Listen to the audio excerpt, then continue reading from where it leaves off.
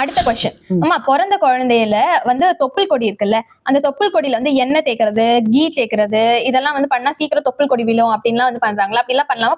பண்ணக்கூடாது, தப்பு அது. கரெக்ட், முட்டாள்தனம். அந்த மாதிரி வந்து பண்ணக்கூடாது. இதனால இன்ஃபெக்ஷன்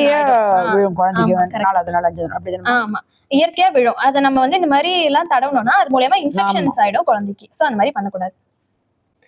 அடுத்த கொஸ்டின். பிறந்த குழந்தைக்கு வந்து தேன் கொடுப்பாங்கல்ல, தேன் கொடுக்கறது, இனிப்பு தண்ணின்னு சொல்லுவாங்க, அந்த மாதிரி எல்லாம் வந்து கொடுப்பாங்க. அதெல்லாம் வந்து கொடுக்கலாமா, கொடுக்க கூடாது?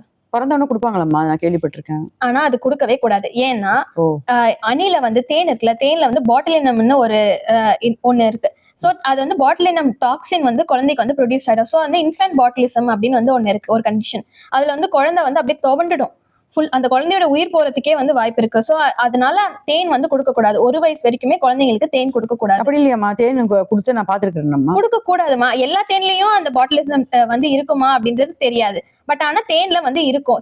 திடீர்னு குழந்தைக்கு என்ன கொடுப்பாங்க? சக்கரை தண்ணி அந்த மாதிரி எதுவுமே கொடுக்க கூடாது. பிரஸ்ட் மில்க் தான் கொடுக்கணும். தாய்ப்பால் தான் வந்து கொடுக்கணும் குழந்தைக்கு. பிறந்த குழந்தைக்கு தாய்ப்பால் தான் கொடுக்கணும்.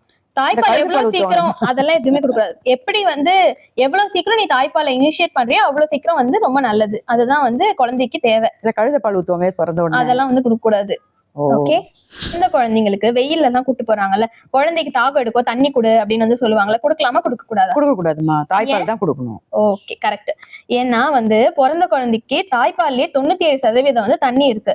சோ அதுவே அந்த குழந்தைக்கு வந்து போதுமானது. வெளியில இருந்து தண்ணி கொடுக்க கூடாது. அதுக்கப்புறம் இம்பேலன்ஸ் ஆயிடும், எலக்ட்ரோலைட் இம்பேலன்ஸ் ஆயிடும். ஓகே.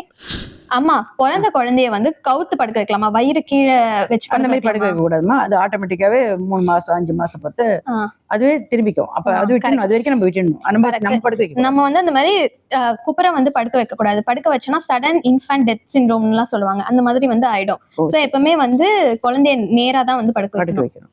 தலை வந்து மேல இருக்கிற மாதிரி.